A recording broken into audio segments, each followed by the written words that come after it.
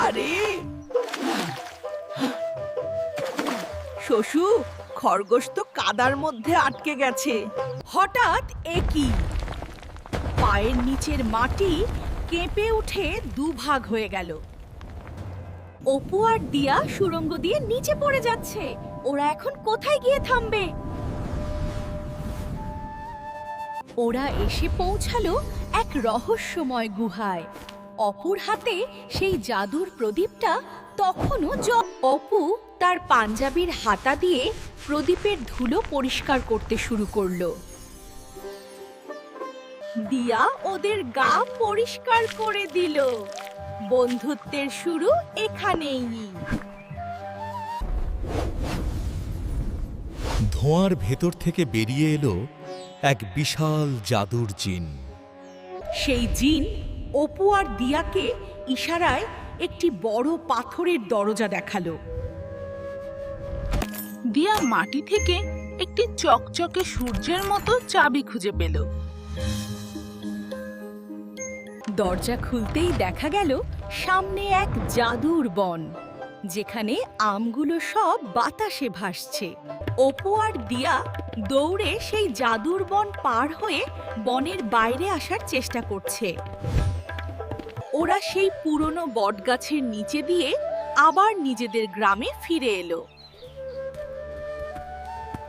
কিন্তু গাছের আড়ালে লুকিয়ে এক লোভী ব্যাপারী ওদের প্রদীপটার দিকে তাকিয়ে আছে।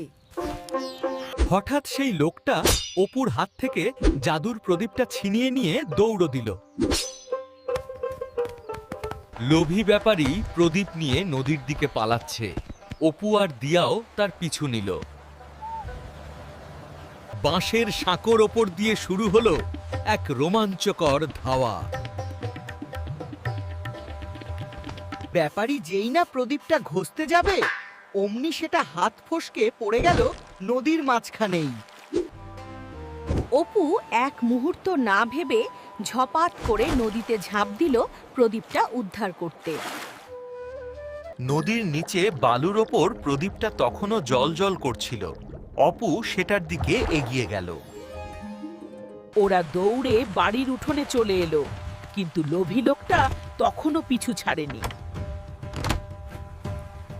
আবার সেই জাদুর জিন বেরিয়ে এসে ভয়ঙ্কর ব্যাপারীর সামনে পাহাড়ের মতো দাঁড়িয়ে গেল।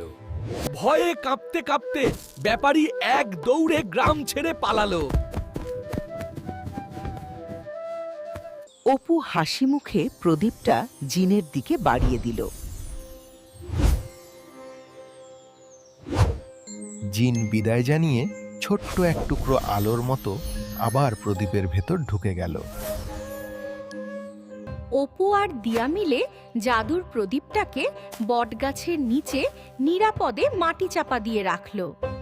মনে রেখো সোনামণিরা, পরের জিনিসে লোভ না করে নিজের পরিশ্রমে যা পাওয়া যায় সেটাই